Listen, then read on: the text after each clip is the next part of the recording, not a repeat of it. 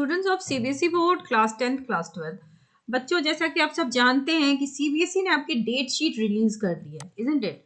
और examination controller का ये भी कहना था कि सफिशिएंट गैप्स दिए गए हैं ताकि आपके कॉम्पिटिटिव एग्जामिनेशन में कोई क्लैशेस ना हो। अब ये है सर्कुलर जो आपका आया था डेट शीट के रिगार्डिंग। वैसे हर साल यही चीज सीबीएसई बताती है, बट स्टूडेंट्स को कोई ना कोई इशू होता है तो फिर स्टूडेंट जो है वो बोलते हैं। सीबीएसई हर बार यही कहती है कि sufficient gaps are given to students. Then competitive exam जैसे कि जेई मेंस का एग्जाम है, उसको कंसिडर करके सीबीएसई ने डेट शीट 12th की बनाई है, बट उससे क्या हुआ है ना कि 10th का डेट शीट भी हैम्पर हो गया है।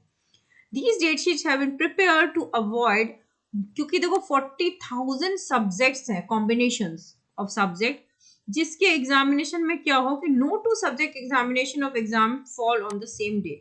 अब इनको 40,000 सब्जेक्ट्स में ये भी देखना कि किसी दो पेपर किसी बच्चे का एक साथ ना हो जाए, क्योंकि इतने सारे कॉम्बिनेशंस पॉसिबल है। टाइम आपके एग्जाम का 10:30 बजे रहेगा। डेट शीट जो है वो एडवांस में इशू हो गया, which is good, but class 10th और 12th के बच्चे खुश नहीं है इस डेट शीट से। उसमें कुछ रीजंस हैं। रीजन बीइंग कि क्लास 10th के बच्चों का तो कोई कॉम्पिटिटिव एग्जाम होना नहीं है, बट उनको भी सफिशिएंट गैप्स नहीं दिए गए।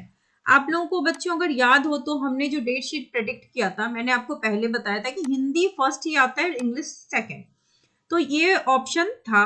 और हमने ये भी बताया था कि मैथ्स आपका लास्ट में जाता है, साइंस और एसएसटी में बस था कि आइदर साइंस पहले आएगा और एसएसटी बाद में। तो डेट शीट का जो ये है ऑर्डर है सब्जेक्ट का, वो तो सही है, बट जो डेट्स दिए गए आप देख लो, गैप जो है सफिशिएंट। चलो हिंदी और इंग्लिश में तो बच्चों को दिक्कत नहीं होती, वो आराम से निकाल लेते हैं। हाँ, लेकिन जैसे कि मैथ्स है, साइंस है, यहाँ पर सोशल साइंस, इसमें कंटेंट बहुत ज्यादा है ना। जहाँ पे कंटेंट बहुत ज्यादा है वहां पर बच्चों को, खासकर मैथ्स में, स्टूडेंट्स जनरली सब्जेक्ट से बहुत ज्यादा डरते हैं। तो चाहे बेसिक वाले हो, एडवांस वाले हो, मैथ्स में सभी बच्चों को दिक्कत तो होती है, and they need enough time to practise. तो क्लास 10th और 12th के बच्चों की, 12th वालों की भी यही प्रॉब्लम है। और इस बार एक और चीज है, यहाँ पर देखो, अगर कोई बच्चा 6 सब्जेक्ट, बहुत से बच्चे लेते हैं 6 सब्जेक्ट्स, आईटी ले लिया, कंप्यूटर साइंस ले लिया, एआई ले लिया, तो आपको गैप एक ही दिन का मिल रहा है।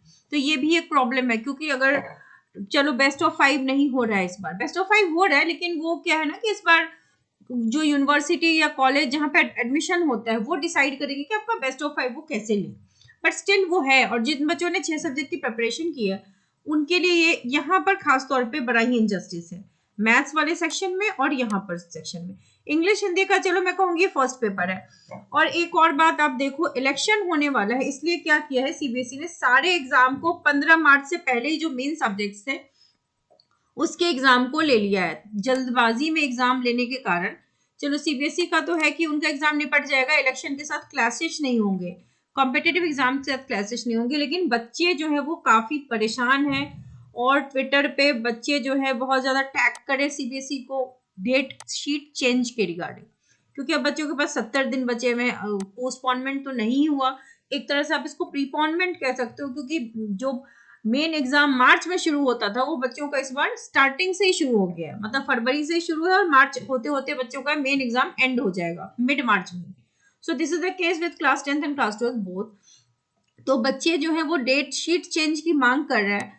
सीबीएसई के पैटर्न को देखा जाए तो सीबीएसई मुझे नहीं लगता कि चेंज करेगा, so you should not waste time in that. जो 70 दिन बचे हैं उसमें आप तैयारी कीजिए, क्योंकि सीबीएसई ज्यादातर चांसेस है कि वो नहीं करेगा डेट शीट चेंज, क्योंकि बहुत सारे परम्यूटेशन कॉम्बिनेशन देख करके उन्होंने ये डेट शीट बना दी है।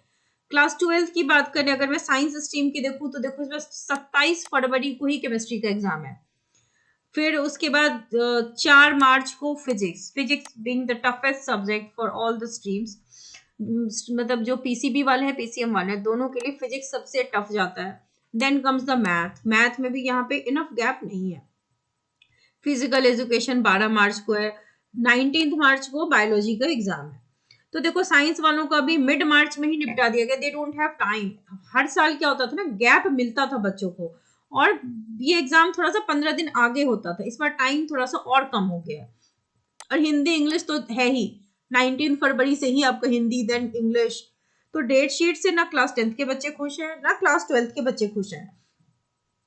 अगर हम आर्ट्स की बात करें तो ज्योग्राफी 29 फरवरी को है, होम साइंस 13 मार्च, इकोनॉमिक्स 18 को है, पॉलिटिकल साइंस 22 को, इकोनॉमिक्स वाले बच्चों का 23 मार्च को अकाउंटेंसी, 27 को business studies, business administration, history 28 और अप्रैल 1 को सोशियोलॉजी।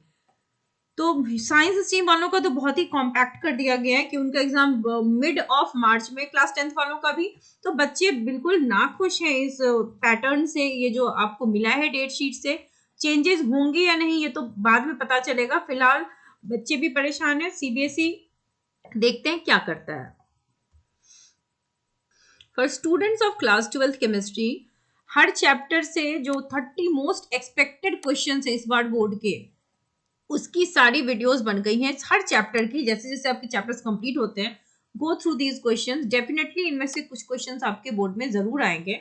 सो आप जैसे जैसे चैप्टर कंप्लीट करते हो, इन वीडियोस को आप देखिए और चेक द क्वेश्चंस कि आपको इसके आंसर आते हैं कि नहीं, और कैसा आंसर लिखना है वो भी जानना हमको जरूरी होता है। And those who want to join the batch, आप रेगुलर स्टूडेंट है, कंपार्टमेंट स्टूडेंट है, आप इस ईमेल आईडी पे मेल कर सकते हैं, इस नंबर पे एसएमएस कर सकते हैं।